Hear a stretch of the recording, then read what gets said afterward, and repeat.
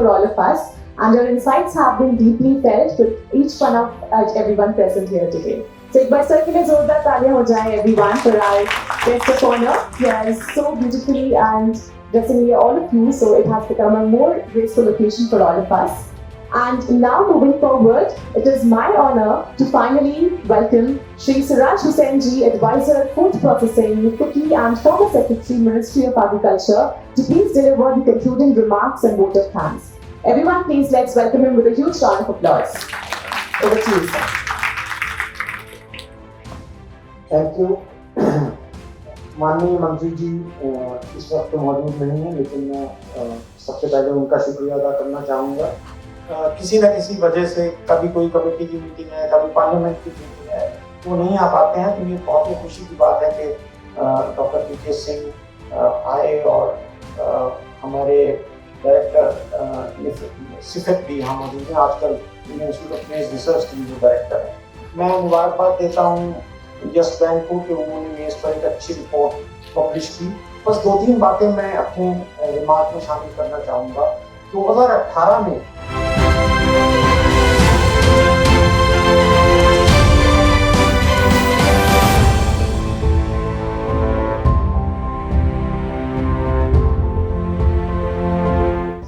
as stated by the farmers themselves to us is the lowest across states. And that's because many of the farmers follow corn after potato and they already have very fertile soil, so they don't incur a lot of cost on fertilizers. Also, corn is not the priority crop in UP in Kharif, so they don't spend a lot of money on the crop. But there seems to be some keenness in looking at corn, and we're hearing that the government there is also taking a lot of interest in corn. So UP is a state to watch. There could be some shift, not immediately in the coming season a little bit, but a state to watch going forward. They do a lot of spring corn as far as UP is concerned. AP and Telangana have seen a lot of increase. We do expect that there will be a very positive sentiment in these states.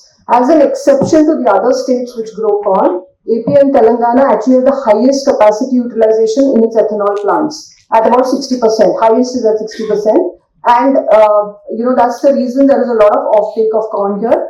The other reason is that the Telangana government has actually been supporting procurement of corn. So they actually procure up to 25 quintals of corn per hectare and they pay 2,400 rupees for that. Which is why if you even look at the price that the farmers have got in Telangana, it has been on the higher side. So that's what we expect in summary at an overall national level in Kharif. We do not expect acres to go up for sure like we've seen in the last 3 years. We expect them to be stable. MP is likely to experience some kind of a downtrend as far as acres are concerned. The rest of the country will be plus or minus and hence it will remain more or less stable. So the MP loss may be made up a little bit across 2-3 different states, but we do not expect Kharif corn to go up the way it has been going up in the last 2 to 3 years in the coming Kharif. I'll just go to my last slide now, which talks about what the farmers look like. So I want you to look at the first column, which talks about the threshold price. Threshold price is the price at which farmers say they will continue to grow corn. Below that, they will actually switch. And MP is very telling, right? And if you then look at the persona of the farmers in MP, they actually are a set of people who are wanting for options. Okay, so when we talk about pulses and other aspects like we spoke about in the previous panel, I think it's important to look at MP because the real options they have for the belt, the new corn belt, is soybean and corn. And as far as soybean is concerned, it has not been a very happy situation given that the yellow mosaic virus is creating havoc as far as MP is concerned and soybean is concerned. And secondly, they've not been getting the prices. So currently, de-oiled cake prices from soybean are about 57,000. But I think our poultry friends are here and I don't think there are any takers for that.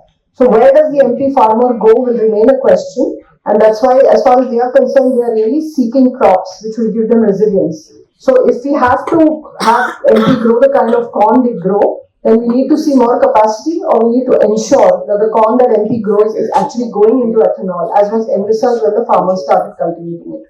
The farmer in the next crop is likely to shift what Shilpa has mentioned in some states to other crops. And also, there is no clarity on ethanol policy. I'm sure it is going to come very soon. Any change in ethanol policy, let's say E22, E25 or E85, E100, whatever we are hearing, any such policy will suddenly, there will be steep increased demand for the maize. So we are still, it's very uncertain period, I will say, for how the overall situation will evolve. So we still cannot say that, this is what we are seeing in this Kharif season, what we have seen is likely to continue in terms of prices of maize. Coming to your second question, Amit, uh, if we assume that it is going to be status quo, that is, there is no change in ethanol policy, there will be organic growth of around 5 to 6% in ethanol consumption and 6% from poultry and maize. Our own estimate is that by 2030, first of all, what you have said, sir, that our own estimate is that in India, the maize production is around 42 to 43 million tons. Maybe discrepancy. More important is demand and supply.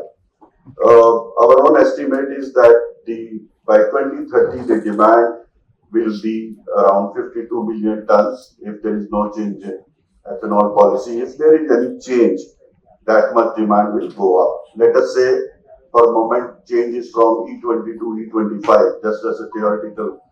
The demand may be somewhere between 55 to 60 million tons. So more important is that if it is 42, 43 million tons of production, there is going to be additional 15 to 20 million ton demand. If it is 50 million, let's say assume government number is correct, so still there is going to be another 15 to 20 million tons of additional demand for maize. Basically, livestock farmers, especially in Punjab and Haryana, they grow it for themselves.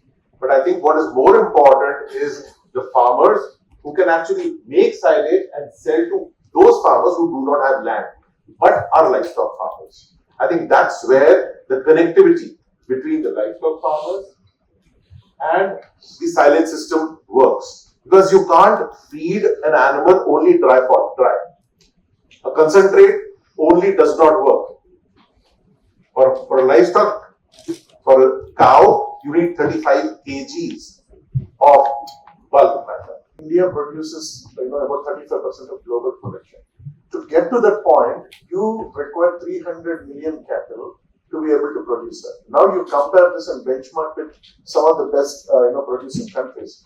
You could have achieved that volume by about 40 to 45 million cattle, which means you are not utilizing your cattle simply because you are not feeding them properly. 80% of a cow's performance or the health of a dairy farm depends on what you feed, and it is largely dependent on green fodder. Then comes whatever. It's not the residue, then the concentrate, whatever left you substitute with green fodder. We have a reverse, mechanism of feeding the cattle. Some of the largest dairy farms in the world, their backbone is silage. Then comes a very high quality, hay. Then comes concentrate. It's not the other way. Good afternoon, everyone. So, I represent Godrej Agrowet, the organization which is for more than 5 decades is just working towards improving the farmer's yield. So, I think we are an organization who operate with fundamentals, and that is why all the surveys and all the data that we keep on receiving, we give a very, very strong weightage to it, and we have our own surveys also.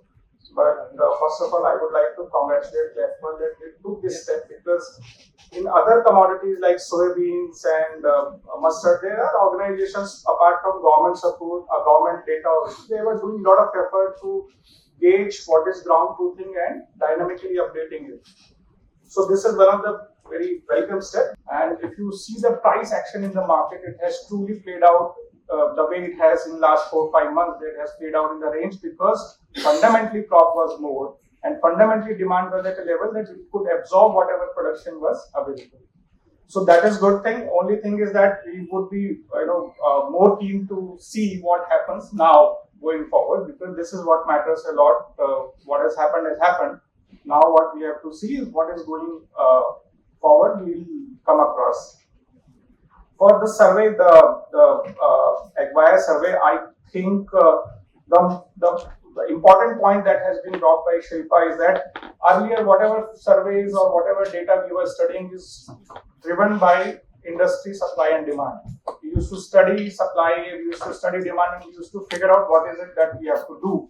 But there is a major change, which is like the entire maize ecosystem is driven towards the policies of the government for ethanol industry, because that is 23% or 24% of overall maize demand, and it is for sure that there are surprises expected. It's going to be a bumpy ride for a buyer like us, because one fine day you will have some kind of announcement, all your strategies executed, and the strategy that you are going to take are going to impact you a lot. So that is one thing. Second thing, I think there is a very big spotlight on what farmer intentions are there in MP, and MP is like the heart of corn crop and very big area serving the entire nation in that sense. So if it plays out the way it has been seen, then I think the maize dynamics and the volatility will be very huge. Although I saw a lot of greens, only a couple of negatives, so that gives a comfortable situation to the buyer who is like, we are buying almost 5 lakhs, 6 lakhs tons, so we cannot have a situation where most of things are red and less are green, but that is what the comfort is. The only point that I would like to leave both the surveyor, the companies, is that this is the intention part, right? But there are two very important topics which are in discussion. One is like what is going to be the conflict impact on the maize.